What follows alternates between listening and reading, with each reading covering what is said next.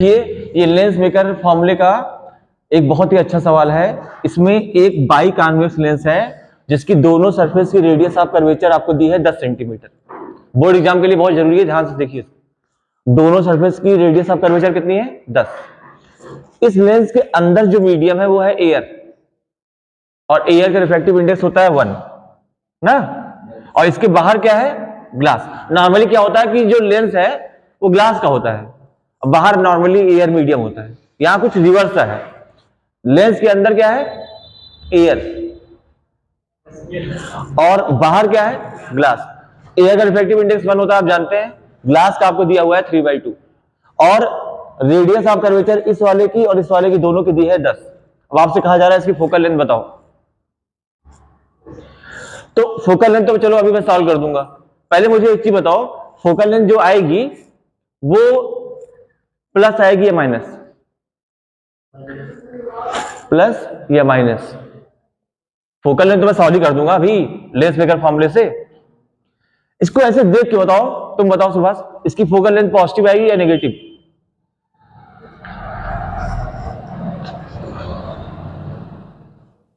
आप बताइए। हर्ष, पीयूष आप बताइए। नेगेटिव आएगी। नेगेटिव एकदम सही है। अब सुनिए क्यों। हाँ क्यों? अंदर वाला जो है वो रेयर भी है। जैसे लेंस कौन सा है? कॉन्वेक्स। कॉन्वेक्स लेंस की फोकल लेंथ पॉजिटिव होती है, लेकिन यहां पे आप नेगेटिव बता रहे हैं, क्यों? हाँ सुनो, उसकी बात सुनो, उसकी बात सुनो। वो क्या कह रहा है? अगर लेंस कॉन्वेक्स है तो रेस को कन्वर्ट करता है, उसकी फोकल लेंथ पॉजिटिव होती है। अगर लेंस कॉन्केव है तो रेस को डाइवर्ट करता है, उसकी फोकल लेंथ नेगेटिव होती है। लेकिन वो तब होता है जब लेंस का रिफ्रैक्टिव इंडेक्स ज्यादा हो और मीडियम का कम हो। यहां उसका रिवर्स है, लेंस का जो मटेरियल है एयर, उसका रिफ्रैक्टिव इंडेक्स कम है और मीडियम का ज्यादा। और जहां ऐसा हुआ कि मीडियम का ज्यादा और लेंस का कम, तो नेचर हो जाता है रिवर्स। तो अब होने वाला क्या है, इसके ऊपर रेज आएंगी और डाइवर्ट हो जाएंगी, यानी इसकी फोकल लेंथ आने वाली है नेगेटिव। आपको ये सवाल लगाने से पहले पता होना चाहिए कि हमारे सवाल का आंसर नेगेटिव आने वाला है, इसका नेचर डाइवर्जिंग होगा। और फॉर्मूला बड़ा आसान है, 1/f इक्वल टू n2, मतलब इसका रिफ्रैक्टिव, एक बार लिख दे रहा हूं, n2/n1 minus 1, 1/r1 minus 1/r2। ये लेंस मेकर फॉर्मूला है। अब इसमें वैल्यूज रखिए। n2 मतलब लेंस का, जो लेंस का रिफ्रैक्टिव इंडेक्स है वो n2 है, और जो मीडियम का है वो n1। तो n2 1/3/2 पर आ जाएगा, माइनस 1, और r1 इधर वाले के रेडियस ऑफ कर्वेचर प्लस होगी 1/10, और इधर वाले की माइनस होगी, माइनस 1/10। समझ पाए?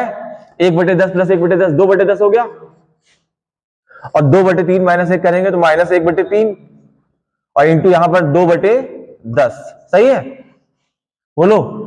अब ये देखो, 2 से 10 कैंसिल हो गया, 5, 5 गुणे 3 15, तो फोकल लेंथ आ गई -15। यही बात मैं कह रहा था कि अगर जो है लेंस का रिफ्रैक्टिव इंडेक्स कम है और मीडियम का ज्यादा है तो नेचर रिवर्स हो जाता है।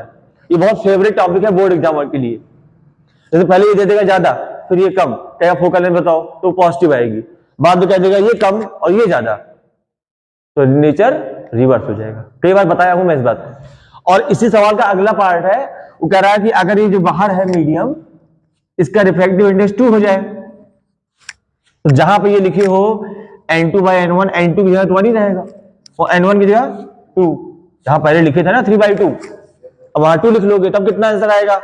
1/f। अभी भी नेगेटिव आएगा, तो 1/2 माइनस 1, और ये वाला 1/5 आया ही था। 1/2 माइनस 1 करो, कितना आएगा? -1/2। -1/2 गुणे 1/5, ये 1/f आया, तो f की वैल्यू आएगी -10 सेंटीमीटर। माइनस आने का मतलब कौन सा नेचर? डाइवर्जिंग।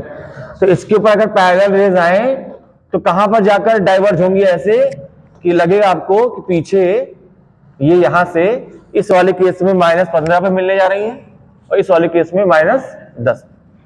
बात समझ में आई होगी? ये बहुत इंपॉर्टेंट है बोर्ड एग्जाम के लिए, इससे बहुत सवाल आता है। यहां आपको गिवन है एक स्फीयर है, उसके अंदर एक एयर बबल है। इस एयर बबल की पोजीशन दी है आपको सेंटर से 6 सेंटीमीटर दूर, और कहा जा रहा है कि इसको वीड किया जा रहा है, देखा जा रहा है यहां से। इस पोल से, और इस पोल से इसकी दूरी नेचुरल है कि 9 होगी, क्योंकि देखो सेंटर से सरकमफ्रेंस तक की दूरी होती है रेडियस, रेडियस आपको दी है 15, सेंटर से ऑब्जेक्ट की दूरी दी है 6, तो 15 में से 6 घटाओ, यहां से यहां तक 15, 6 घटाए 9 ही है, तो आपका ऑब्जेक्ट डिस्टेंस u कितना हो गया 9। रिफ्रैक्टिव इंडेक्स की बात सुन लो, जिस मीडियम में ऑब्जेक्ट होगा उसका रिफ्रैक्टिव इंडेक्स n1 होगा, और जिधर ऑब्जेक्ट नहीं होगा वो n2 हो गया, तो n2 क्या हो गया 1। अब ऑब्जर्वर यहां से दिख रहा है तो ऑब्जर्वर का रिफ्रैक्टिव इंडेक्स 1 लेंगे, मतलब नॉन ऑब्जेक्ट मीडियम, और ये फॉर्मूला है रिफ्रैक्शन एट स्फेरिकल सरफेस का, तो n2 upon v minus n1 upon u equal to n2 minus n1 upon r, में n2 क्या है जहां ऑब्जेक्ट नहीं है, n2 क्या है ऑब्जेक्ट नहीं है, n1 क्या है जहां ऑब्जेक्ट है, u क्या है object distance with sign, v आपको फाइंड करना है, r रेडियस ऑफ कर्वेचर है, n2 n1 मैंने आपको बता ही दिया। जरा बताइए n2 कितना लिखेंगे, बताया ना जहां ऑब्जेक्ट नहीं है 1, अपॉन v आपको फाइंड करना है, n1 कितना लिखेंगे 3/2। अब सुनिए एक बेसिक सी बात समझिए, यहां पर पोल है तो ऑब्जेक्ट की जो दूरी होगी ऑब्जेक्ट की तरफ वाली वो नेगेटिव होगी, तो पोल से बाएं इस तरफ दाएं साइड ऑब्जेक्ट है, मतलब इधर ऑब्जेक्ट है, तो ये जो साइन होगा u का वो माइनस होगा, समझ पाए। और मेरे ख्याल से सेंटर तक की दूरी रेडियस होती है तो वो भी नेगेटिव होगी, सेंटर यहां है तो ये दूरी भी तो रेडियस है, इज इक्वल टू n2 कितना है 1 माइनस अपॉन r कितना -15। अब जो गलती होती है भैया वो सुन लो कहां होती है, एक तुम यहां गलती करोगे r के साइन में, एक u के साइन में, और सबसे बड़ी गलती होती है n2 और n1 में। जैसे कोई बच्चे समझ लेते हैं जो ज्यादा है वो n2 है, जो कम है वो n1 है, ऐसा कुछ नहीं है, मैंने कई बार बताया फिर बता दे रहा हूं, जहां ऑब्जेक्ट है वो n1 है, जहां ऑब्जेक्ट नहीं है वो n2। तो यहां ऑब्जेक्ट नहीं है ये n1 है, यहां ऑब्जेक्ट है ये n1, मतलब ये n1 है ये n2 है, अपना आप सॉल्व कर लेंगे। चलिए सॉल्व कर रहे हैं, 1 1 v, ये देखो माइनस माइनस प्लस हो गया, बोलो, और ये 3 गुणे 9 3 आया, ये 6 आया, बोलो। यहां देखो 1 माइनस 3/2 करोगे तो -1/2 आएगा, बोलो, अपान -15, तो ये हो जाएगा +1/30, सही। तो 1/v बराबर 1/30 माइनस 1/6, 30 और 6 का एलसीएम क्या होगा 30, यहां क्या बचेगा 1, यहां क्या बचेगा 5, तो 1/v बराबर -4/30, बोलो, बोलोगे, v बराबर -30/4 यानी -15/2 यानी -7.5। अब सुनो माइनस का क्या मतलब है, इधर ही तो इमेज बन रही है 9 से 1.5 पहले 7.5, तो यहां आपकी इमेज बन रही है, ठीक। यानी आप यहां से ऑब्जेक्ट को देख रहे हैं 9 सेंटीमीटर की दूरी पे है, आप यहां से ऑब्जेक्ट को देख रहे हैं 9 की दूरी पे है, तो ऑब्जेक्ट आपको 9 पे ना दिखाई देके यहां से कितना दिखाई दे रहा है 7.5 पर। अब आपसे उसने पूछ लिया what is the apparent shift, तो 9 पर है 7.5 पे दिखाई दे रहा है, शिफ्ट कितना हुआ 9 में से 7.5 घटा दो 1.5, समझ पाए। अब सबसे खास बात सुनो, बहुत खास बात, अगर तुम चाहते तो ये तो चेक कर ही सकते थे कि इमेज कहां बनेगी, कैसे, कॉमन सेंस से। देखो रे डायग्राम कभी आपको धोखा नहीं देगा, जिस बच्चे को ऑप्टिक्स में रे डायग्राम बनाने की आदत है वो अपना आंसर हमेशा ये तो ला ही लेगा कि कहां पर बननी चाहिए, एक उसको अंदाजा लग जाएगा, जैसे वो कभी इधर इमेज नहीं बनाएगा।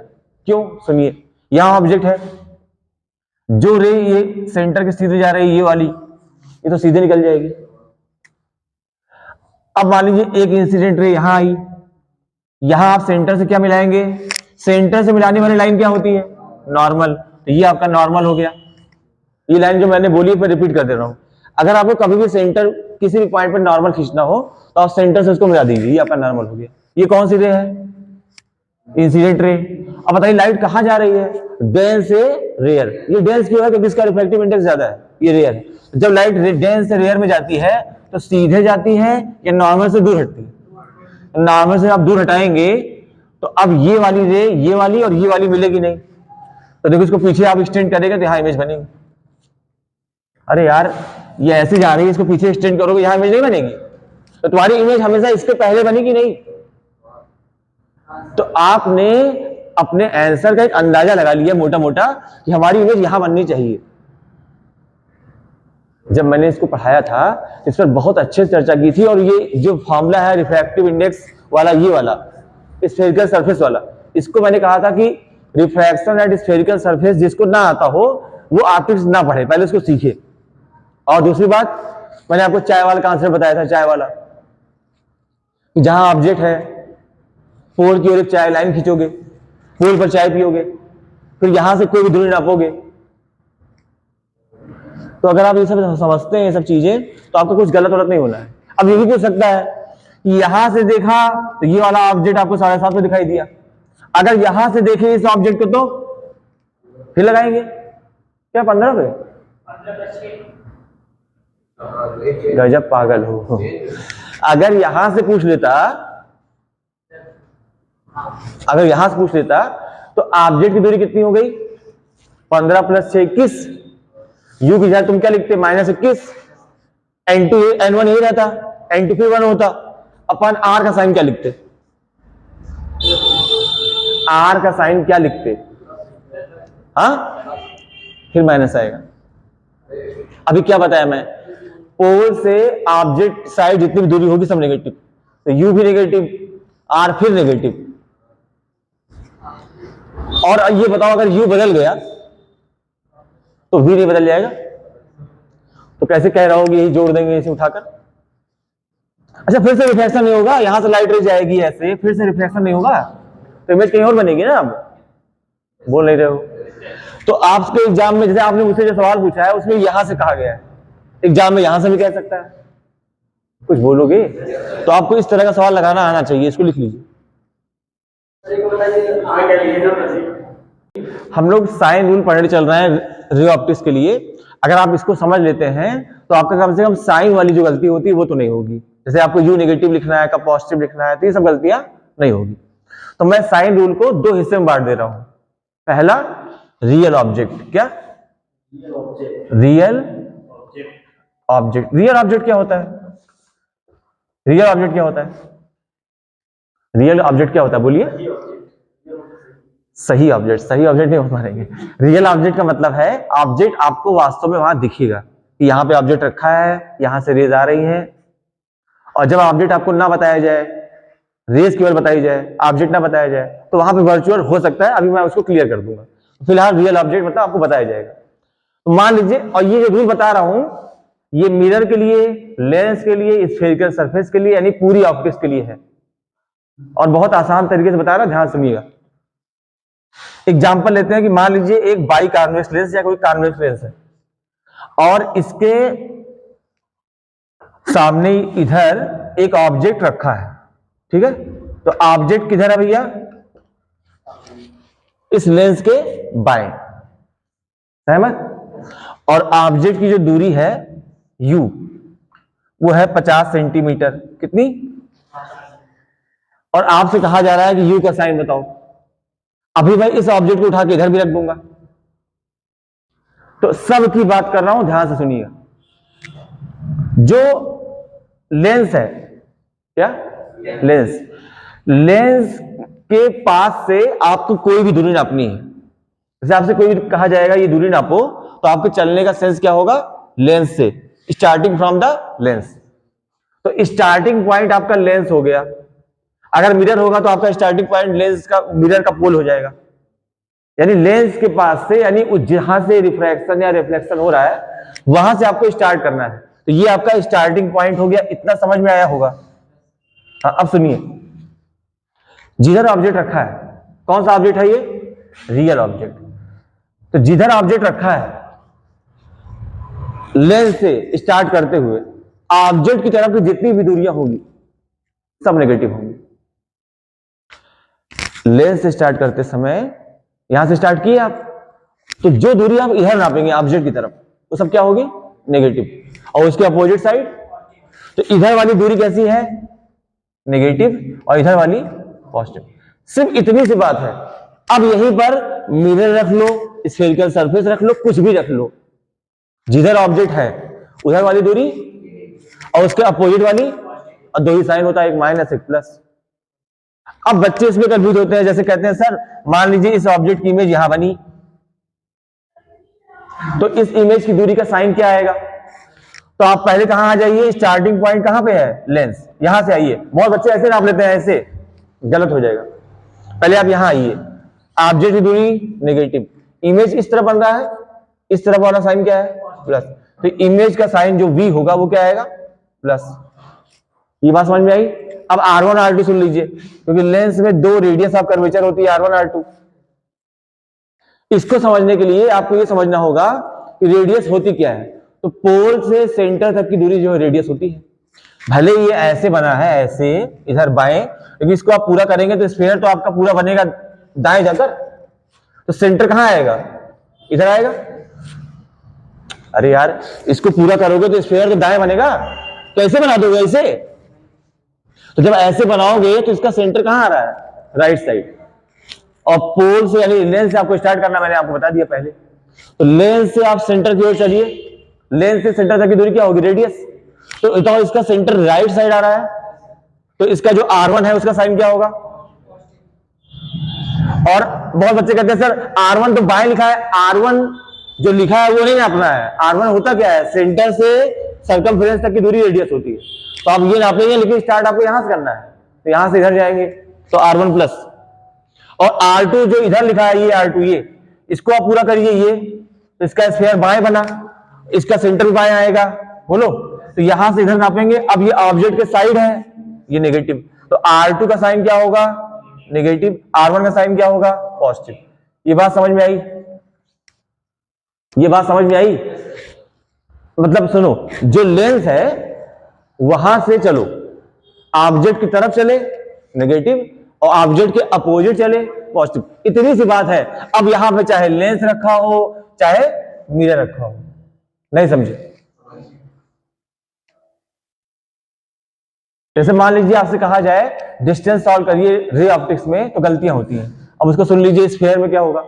मान लीजिए कि स्फीयर है, इसका ऑब्जेक्ट यहां रखा है, जैसे एयर बबल है, यहां ऑब्जेक्ट रखा है, तो मैंने क्या रूल बताया, और यहां से आप देख रहे हैं, यहां से आप देख रहे हैं, तो यहां पर ऑब्जर्वर हो गया। ऑब्जर्वर से मतलब नहीं है, मतलब आपको उससे पोल से, तो पहले आपने ऑब्जेक्ट डिसाइड कर लिया, पोल डिसाइड कर लिया। अब एकदम निश्चित जान लीजिए कि पोल से आपको स्टार्ट करना है। कहां से? इसके पहले आप कहां से स्टार्ट कर रहे थे, लेंस से। अब आप यहां से देख रहे हैं तो आप उस पोल से आप स्टार्ट करेंगे, इससे नहीं। यहां से देखेंगे तब यहां से स्टार्ट करेंगे। फिलहाल यहां की बात हो रही है। तो अगर ऑब्जेक्ट की बात करें तो पोल से ऑब्जेक्ट तक की जो दूरी होगी, मैंने आपको बता दिया क्या, यानी ऑब्जेक्ट की तरफ की दूरियां क्या, नेगेटिव, और उसके अपोजिट वाली पॉजिटिव। तो पोल से ऑब्जेक्ट तक की दूरी, यू का साइन क्या होगा, नेगेटिव। पोल से सेंटर तक की दूरी यानी क्या, रेडियस, उसका साइन क्या होगा, नेगेटिव। और मान लीजिए इमेज इधर बन रही है, मान लीजिए इस ऑब्जेक्ट की इमेज यहां बन रही है, तो अब आप ऑब्जेक्ट के साइड जा रहे हैं या उसके अपोजिट, तो इमेज का जो साइन है v, वो क्या होगा, पॉजिटिव। यानी ऑब्जेक्ट की ओर या उसके अपोजिट, और स्टार्टिंग फ्रॉम पोल, तो पोल से ऑब्जेक्ट की तरफ u नेगेटिव, पोल से सेंटर की तरफ r नेगेटिव, पोल से इमेज की तरफ, अब ये इसका अपोजिट है तो प्लस। इतनी सी बात है। अब कोई बच्चा बोलेगा सर मान लीजिए यहां से हम लोग देख रहे हैं, ऑब्जर्वर यहां पर है, ठीक है, तो अब हम यहां से स्टार्ट करेंगे। अब हमारा स्टार्टिंग पॉइंट ये वाला पोल हो गया ना, अब हमको इससे कोई मतलब नहीं है, अब यहां की बात हो रही है। तो इस पोल के लिए ये ऑब्जेक्ट है, तो ऑब्जेक्ट आपका यहां से स्टार्ट होना है, यहां से ऑब्जेक्ट की दूरी यू क्या, नेगेटिव, यहां से सेंटर तक की दूरी आर क्या, नेगेटिव। जो दूरी ऑब्जेक्ट की तरफ है सब नेगेटिव। अब मान लीजिए इसकी इमेज भी यही बन गई, मान लीजिए, तो ये भी क्या होगा, वी भी क्या होगा, नेगेटिव। मैंने पूरी बात ही खत्म कर दी ना। पोल से या लेंस से या मिरर से ऑब्जेक्ट की तरफ वाली सब दूरियां नेगेटिव, और उसके अपोजिट वाली। अब बताओ इसमें कोई समस्या हो तो, कोई चीज ना समझ में आ रही है बताओ। हाँ, अब मैंने कहा था ना रियल ऑब्जेक्ट के लिए, अब आ जाना है रियल ऑब्जेक्ट के लिए हमेशा नेगेटिव होगा। अब मैंने कहा था कि रियल ऑब्जेक्ट के लिए, अब मान लो ये नहीं बोला मैंने कि u हमेशा नेगेटिव होगा। क्यों? रियल ऑब्जेक्ट कैसे जोड़ दिए? क्योंकि वर्चुअल ऑब्जेक्ट भी होता है। जैसे देखो, सुनो, यहां पर लाइट रे ऐसे आ रही है, बोलो, अब बताओ लाइट रे ऐसे आ रही है तो ऑब्जेक्ट यहां कहीं होगा ना, तो अभी वर्चुअल ऑब्जेक्ट हो गया। और वर्चुअल ऑब्जेक्ट की जो अब जिधर से रेज आती है वो पॉजिटिव डायरेक्शन होती है, तो अब इसके पोल से इसकी दूरी क्या है? पॉजिटिव, क्योंकि राइट साइड है। भाई ऑब्जेक्ट इधर है, जहां से रेज आ रही है वही तो ऑब्जेक्ट है, तो ऑब्जेक्ट इधर है, तो अब ऑब्जेक्ट की वर्चुअल डिस्टेंस क्या हुई? पॉजिटिव। अब मान लो इसकी इमेज यहां बनी, बोलो, ये भी क्या? पॉजिटिव। भाई यहां से रेज आ रही है, ऑब्जेक्ट इधर है, लेकिन वो दिखाई नहीं दे रहा है क्योंकि वो कन्वर्जिंग रेज है, तो यहां जाके रेज मिल रही है, तो हमारे लिए ऑब्जेक्ट वर्चुअल हो गया। अब इसका साइन पॉजिटिव हो गया क्योंकि हम लोग ऑब्जेक्ट के अपोजिट चल रहे हैं। हाँ, और इमेज वही बन रही है तो वो भी पॉजिटिव। तो ये किसकी बात हो रही है? वर्चुअल। तो अब ऐसे याद कर सकते हैं कि वर्चुअल ऑब्जेक्ट की डिस्टेंस पॉजिटिव होती है, लेकिन हमेशा नहीं होती, कभी कभी नेगेटिव भी होती है। उसकी बात करेंगे बाद में, फिलहाल इतना समझ में आया होगा। हाँ, इसे बना लीजिए। देखिए, यहां पर हम लोग एक वर्चुअल ऑब्जेक्ट का सवाल लेने जा रहे हैं, बोर्ड एग्जाम के लिए बहुत इंपॉर्टेंट है, ध्यान से सुनिएगा, कंपटीशन में भी आता है। वर्चुअल ऑब्जेक्ट, अभी तक क्या लगा रहे थे? अब वर्चुअल ऑब्जेक्ट क्या होता है, कैसे समझेंगे? देखिए, आपसे कहा जाएगा कि एक पॉइंट P पर दो कन्वर्जिंग रेज आकर मिल रही हैं। क्योंकि लैंग्वेज में लिखा रहता है, समझना पड़ेगा आपको। देखा, two light rays are converging at a point P, converging समझ रहे हैं ऐसे। हाँ, फिर कहेगा कि एक कॉन्वेक्स लेंस को या कॉनकेव लेंस को, तो मैं कॉन्वेक्स ले रहा हूं, कहेगा एक कॉन्वेक्स लेंस को पॉइंट P से कुछ दूरी पहले, अब वो दूरी आपको बता देगा, रख दिया गया। तो ये जो लेंस रखा गया है, कहां रखा गया है? इस पॉइंट P से पहले, बोलो, और ये दूरी आपको बता दिया उसने, मान लीजिए 20 सेंटीमीटर, कितना? और इसकी फोकल लेंथ बता दिया आपको 50 सेंटीमीटर, और ये सबको पता है कि फोकल लेंथ कॉन्वेक्स लेंस की पॉजिटिव होती है। अब उसने कहा कि ये बताओ कि ये जो पॉइंट P पर रेज पहुंच रही थी, मतलब पॉइंट P पर इमेज बना रही थी ना, अब वो कहां पर मिलेंगी? पॉइंट P पर ही मिलेंगी, या उसके पहले मिलेंगी, या उसके आगे मिलेंगी? कितनी दूरी पर मिलेंगी? तो थोड़ा सा पहले मिलेंगी या दूर पहले बता दो, या वही मिलेंगी? तीनों बताओ। यहीं पर मिलेंगी तो क्यों, थोड़ा पहले मिलेंगी तो क्यों, या थोड़ा आगे मिलेंगी तो क्यों? हाँ पीयूष, आप क्या कह रहे हैं? इससे थोड़ा पहले मिलेगी, क्यों? क्योंकि रेज कैसा है, जो है ये रेज जो आ रही है वो कन्वर्जिंग है, और लेंस भी कन्वर्जिंग है, तो लेंस का काम क्या है? जो भी रेज इसके ऊपर आ रही है उसको पास करना, तो इसकी इमेज पक्का कुछ पहले बनेगी। ये कॉमन सेंस की बात है, इसमें कोई रूल नहीं लगाया गया, कॉमन सेंस की बात है। अब आपको ये तो पता है कि इसके पहले यानी उत्तर हमारा 20 से कम आएगा, लेकिन कितना आएगा? इसको सॉल्व करने के लिए आपको लेंस फॉर्मूला लगाना पड़ेगा। लेंस फॉर्मूला बोलिए। 1/v minus 1/u equal to 1/f। ध्यान सुनिए, 1/v आपको सॉल्व करना है, माइनस 1/u। अब देखिए, अब आप लेंस के दाएं हैं और ऑब्जेक्ट, रियल ऑब्जेक्ट इधर है। रेस कहां से आती है? ऑब्जेक्ट से, तो वर्चुअल ऑब्जेक्ट है ये। तो ये रेस जो यहां जाना चाह रही थी, समझिएगा बात, ये रेस जो यहां जाना चाह रही थी उसको यहां कन्वर्ट कर दिया जाएगा, यानी रेस यहां पर पहुंचेंगी नहीं। तो this point will behave as a virtual object for the lens, and this point I will be real image. समझ पा रहे होंगे बात? तो जो वर्चुअल ऑब्जेक्ट है, क्योंकि वो दाएं है, तो उसका साइन पॉजिटिव हो, यानी पहली बार u का साइन अब क्या होगा? +20, और इक्वल टू 1/f। अब आप इसको सॉल्व करेंगे, 1/v इक्वल टू 1/20 प्लस 1/50। 50 और 20 का एलसीएम हो गया 100, यहां आएगा 5, यहां आएगा 2, तो ये 1/v आया। v की वैल्यू आएगी 100/7, और 100/7 यानी 100 को 7 से डिवाइड करिए, कितना आया ये? 7 एकम 7, 7 एकम 7, 3 बचा 30, 7 चौका 28, 20 बचा ना, 7 दूने 14, 6 बचा, 7×63 लगभग, तो 14.29। अब ये बताओ, जो 20 में जा रहा था उसको 14.2 पे मान लो उसने मिला दिया, 2 और मान लो 3 में मिला दिए, तो कितना शिफ्ट किया पहले? 6 नहीं, घटाओ 20 में से 14.3 घटाओ यार, 20 में से 14.3 घटाओ, 20 में से 6 घटाओगे, 20 में से 14 घटाओगे 6 आएगा, 5.7। तो आपके एग्जाम में पूछ लेगा कि वो कितनी दूरी शिफ्ट कर रहा है, बोलो। तो अगर तुम सवाल की लैंग्वेज समझ पा रहे हो तब तो तुम इससे बता पाओगे, मतलब पल्ले नहीं पड़ेगा। कहेगा two converging rays are meeting at a point P, find shift if the length of focal length of the lens is this. तुम्हें पल्ले नहीं पड़ेगा कहां शिफ्ट हो रहा है, कहां लेंस पूछ रहा है। तो पहले क्या निकालो, इमेज की दूरी, वो इमेज की दूरी आ गई प्लस, यानी इधर बनेगी इमेज की दूरी और ऑब्जेक्ट के बीच की दूरी की जो गैप है वो शिफ्ट है। अगर यहां पे जो लेंस है वो होता कॉनकेव, तो कॉनकेव लेंस क्या करता है, तो रेज को डाइवर्स करता है, हाँ या ना। तो इमेज की दूरी 20 से ज्यादा आती। ये बात समझ में आई? नहीं? पक्का नहीं? हाँ ना? ना सुनो, हमको ओम्स लॉ का डेरिवेशन करना है। आपके एग्जाम में ऐसे आता है, derive Ohm's law with the help of drift velocity, मतलब ड्रिफ्ट वेलोसिटी के बिना आएगा नहीं। अब सुनिए, आपने एक कंडक्टर लिया एल लंबाई का, एरिया ऑफ क्रॉस सेक्शन आपने ए लिया, सेल वी वोल्ट की जोड़ दी, तो सेल के अंदर जो वोल्टेज आएगा वी, वो इसी के बराबर आएगा। और वी बाई एल आप पढ़े ई होता है, तो इलेक्ट्रिक फील्ड की वैल्यू आपको याद रखनी है, वी बाई एल होगी, इसको आप भूलेंगे नहीं, ठीक। अब इलेक्ट्रॉन पे कितना फोर्स लगेगा, फोर्स बराबर क्यू ई होता है। इलेक्ट्रिक फील्ड ई में किसी चार्ज क्यू पर लगने वाला फोर्स क्यू ई होता है, क्या?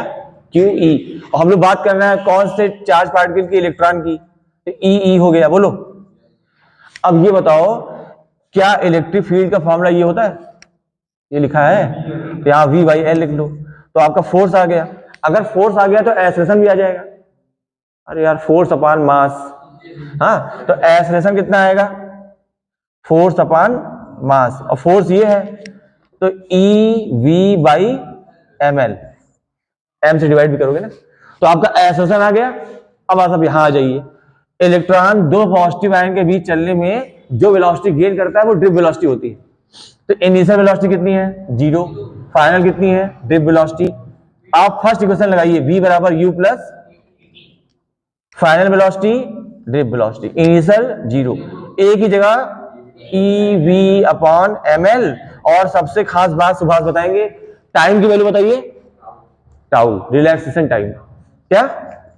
तो ड्रिफ्ट वेलोसिटी कितनी आई, e we tau upon m L.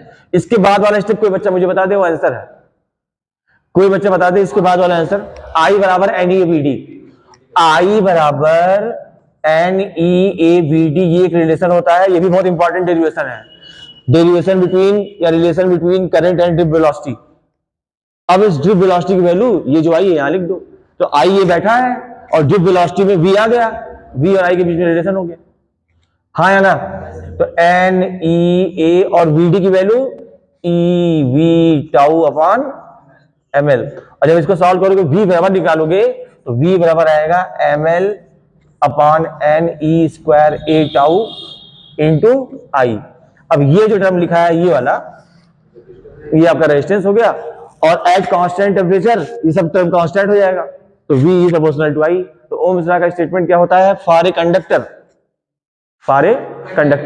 Eight constant temperature the voltage applied is directly proportional to current flowing in it, या कभी कभी ऐसे बोला जाता है, current is directly proportional to voltage applied for a conductor at constant temperature.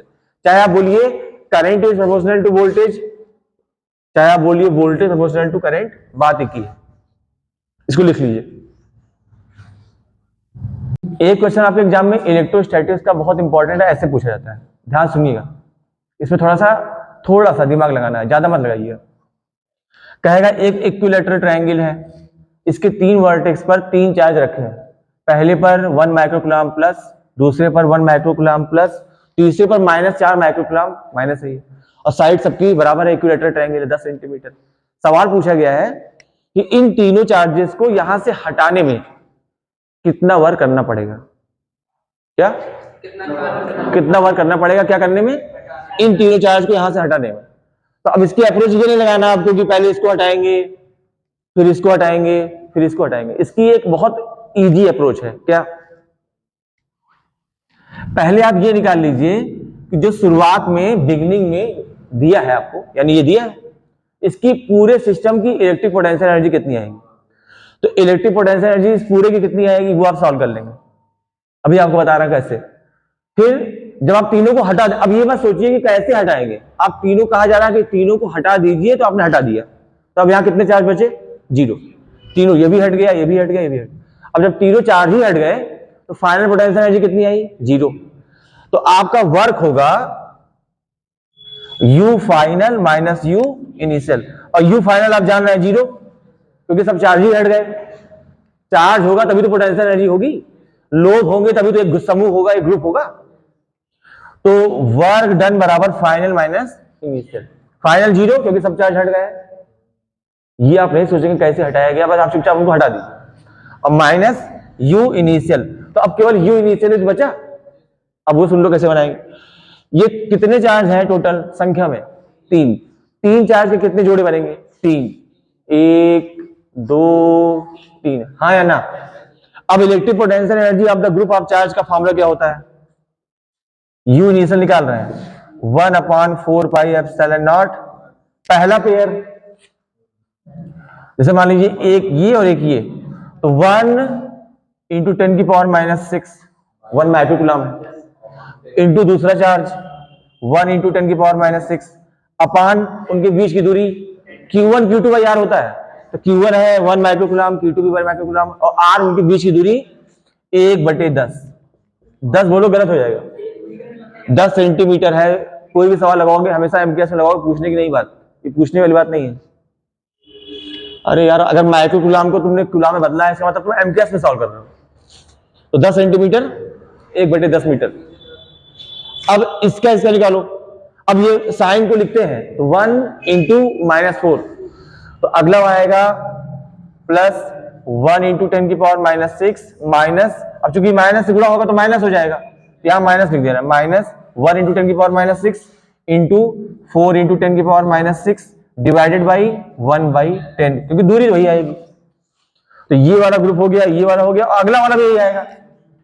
अरे 1 और -4, तो इसी को 2 से मल्टीप्लाई कर लो, 2 बार हो गया। ये आपका आया क्या? इनिशियल। इसकी वैल्यू बताइए। 9 इंटू 10 की पावर 9।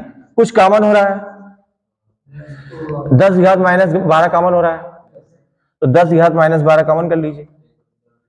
1/10 ऊपर आया तो 10 कॉमन हो गया। यहां क्या बचा? 1, यहां 1 बचा, माइनस यहां क्या बचा? 4 इंटू 2 8, बोलो। तो यहां -7 आया, तो आपका आंसर आया 0 माइनस, अब इसमें आया आंसर 9 इंटू -7 कितना हुआ? तो -63, 9 7 63, -63 गुणे 10 घात 10 -12 -2, इतने जूल, और ये माइनस माइनस प्लस हो गया, तो ये हो गया 63 इंटू 10 की पावर -2 जूल। समझ पाए? इसमें कोई समस्या? एक बार मैं रिपीट कर दे रहा हूं, लॉजिक क्या है। अगर आपसे बोले कभी भी कोई सिस्टम दिया है चार्ज का और कहा जाए उसको हटाने में, या किसी भी चीज भी करना, एक को हटाना, मान लीजिए कहा जाता है एक ही को हटाना है या 2 को हटाना है, कुछ भी कहा जाए, तो पहले आप शुरुआत वाले की पोटेंशियल एनर्जी निकाल लीजिए। पोटेंशियल एनर्जी कैसे निकालेंगे? Q1 Q2 by R, Q1 with sign, Q2 with sign upon R। तो आपने सबका पेयर बना के एनर्जी निकाल ली। फाइनल में कह रहा है कि सबको हटा दिए, तो आप चुपचाप हटा दीजिए। ये मत सोचिए कि कौन कैसे हटाएंगे, कौन अट्रैक्ट करेगा, कौन रिपेल करेगा, हटा दीजिए। तो फाइनल तो कुछ है ही नहीं, 0 हो गया, तो फाइनल 0। इनिशियल का ये आपने निकाला, सॉल्व करके यहां लिख लिया। कठिन है? हाँ, अगर आप नहीं समझेंगे बहुत कठिन है, समझ के लगाएंगे। सुनिए, यहां कहा जा रहा है कि एक लाइट रे ऐसे आ रही है आई एंगल पर, और आई एंगल पर रिफ्लेक्ट हो जा रही है, और चूंकि लाइट रे जा रही है रेयर से डेंस, तो कुछ लाइट रिफ्लेक्ट भी हो जा रही है। ये दिया आपको कि रिफ्लेक्टेड लाइट और रिफ्रैक्टेड लाइट के बीच का एंगल 90 डिग्री है। ये आई है तो ये भी आई होगा क्योंकि रिफ्लेक्शन है।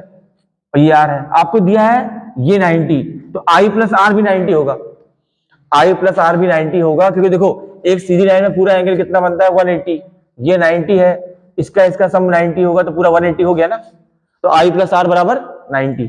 अब देखो साइन ऑफ क्रिटिकल एंगल का फॉर्मूला होता है साइन ऑफ क्रिटिकल एंगल बराबर कम बटे ज्यादा, यानी n1 अपॉन n2। अभी केवल इतनी की बात कर रहे हैं, n1 कम है क्योंकि रेयर है, n2 ज्यादा है क्योंकि डेंस है।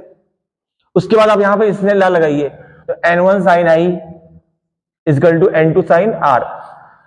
अब यहां से आप n2 बाई n1 निकालिए, तो n2 बाई n1 बराबर साइन आर अपॉन साइन आई, और आई की जगह लिख सकते हैं 90 माइनस आर, आई की जगह लिख सकते हैं आप 90 माइनस आर, क्योंकि आई प्लस आर 90 है, तो sine r upon cos r ये हो गया, साइन अपॉन कॉस क्या होता है 10, तो n2 बाई n1 आ गया आपका 10 आर, और n1 अपॉन n2 आपका आया साइन थीटा सी, तो n1 अपॉन n2 कितना आएगा, अगर n2 अपॉन n1 10 आर आया है, तो n1 अपॉन n2 कितना आएगा कॉट आर आएगा ना, तो आपने यहाँ पे कॉट आर लिख लिया, साइन थीटा सी बराबर कॉट आर, थीटा सी बराबर कॉट आर, सही है, यही आपको प्रूव करना। समझ में आएगी बात की नहीं?